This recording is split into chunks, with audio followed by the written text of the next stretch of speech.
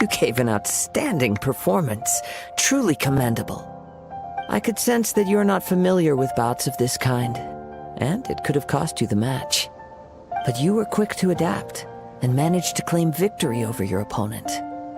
That is a most invaluable skill. In fact, I discerned this not from what I saw, but what I heard. The ground beneath your feet, and the pattern of your breathing. But it is nothing remarkable, for I discerned nothing more than Captain Beto did. He's right. But in my case, I was purely relying on previous experience. I guess not using your elemental powers must be quite new for you, huh?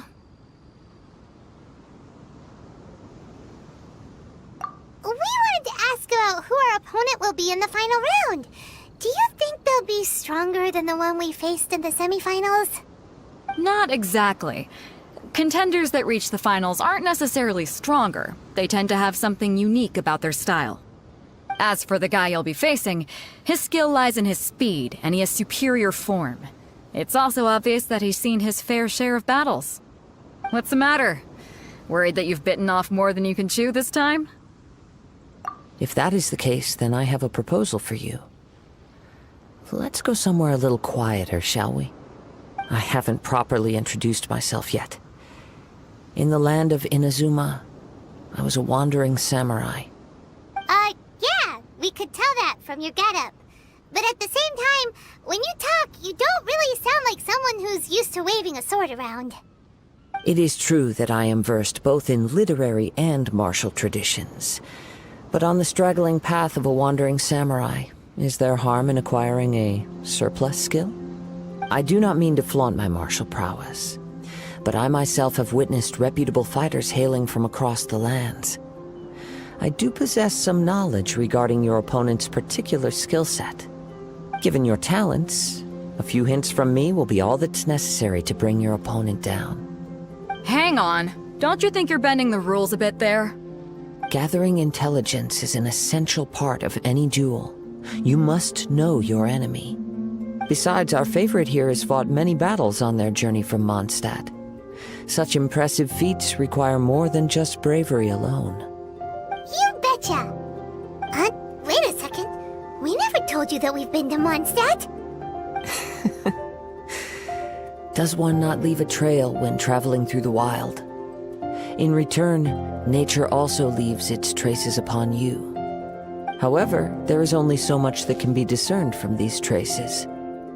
I sense that many things about you elude me still.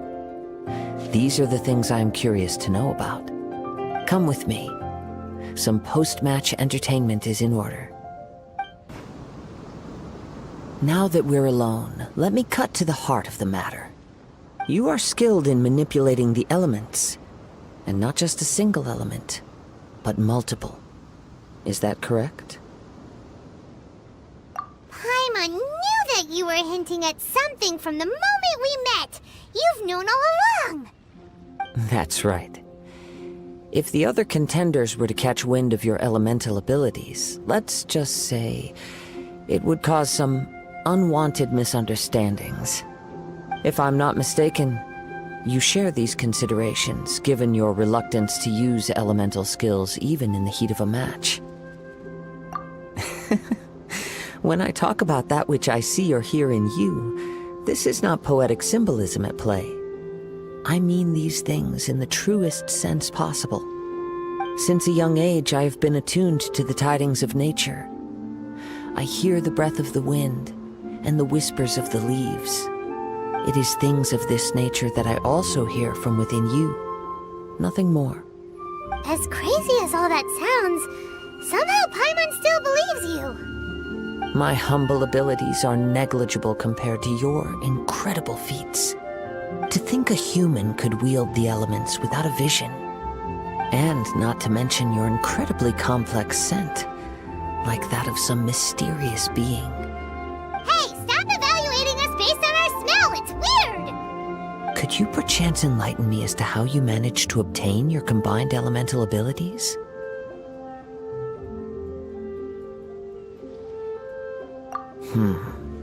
Extraordinary. So then, might I be so bold as to inquire how exactly it is that you learn to channel elemental energy and even wield it in combat? Aw, it's nothing really. Paimon just told him whatever came to mind. It's been a long journey, and many things have happened along the way. Somehow, he just naturally learned to use the elements through it all. Honestly, even Paimon doesn't understand how it all works. Perhaps such unfathomable things are the essence of the gods and the visions they grant. However, I still wish to have the honor of seeing how you wield the elements. Perhaps it may yet reveal something to me. Of course, I too shall share with you all that I've learned. That will make it a fair exchange. Now then, let's test your skills, shall we?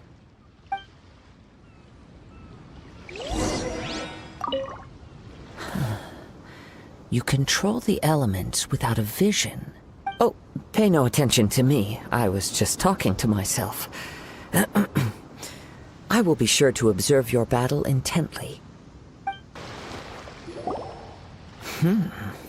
Your skills in battle are truly beyond reproach. Even with your opponent's speed, he shouldn't be able to overwhelm you. Your opponent is skilled at controlling his breathing and maintaining balance, which enables him to execute moves that many would find impossible. He relies entirely on the element of surprise to defeat his opponents. In other words, as long as you remain mindful of his ability to detect weak points, then his attacks should pose no threat to you. Please, save your thanks. If anything, I should be thanking you for the opportunity to witness your command of the elements that defies all known principles. The world is a truly mysterious place, it seems, and one will always encounter that which is still unknown. You seem kind of obsessed with visions, but don't you already have your own? Why are you so intent on exploring the connection between visions and the elements?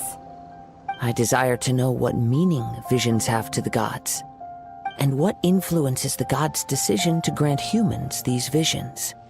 My apologies. You must be completely in the dark regarding such matters. For allowing me the honor of witnessing your mystical ways, I am willing to answer any questions you may have regarding Inazuma. So that's what you're curious about? Then allow me to tell you more. As you well know, a vision hunt decree is currently underway in Inazuma. Visions are a gift bestowed by the divine. People that have accepted this gift are now having their visions confiscated inexplicably, sometimes in circumstances that leave their original recipients dead. In the outset, supposing each of the 7 archons had their criteria for granting visions to living beings, then does the current Electro-Archon now doubt these criteria, or even the act in and of itself? Not to mention, with no new Electro-Visions having been granted for such a long time, it would seem that we can infer something of the Raiden Shogun's feelings on the matter. She sounds less like an Archon and more like a tyrant. As far as I know, she is an Archon that pursues eternity. She will relentlessly carry out her will with no regard to what others may think or feel. Liyue's contracts are meant to benefit all who reside within Liyue. But what does Inazuma's pursuit of eternity bring to its people? It goes without saying that the people locked within Inazuma do not fare well these days. Sounds a lot like something the god you encountered in the beginning would do. Oh? Have you encountered the Electro-Archon before?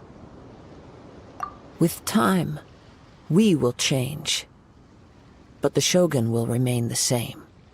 If you wish to find her, she will forever be there. There will come a day when I too shall wish to understand the answers to eternity from her.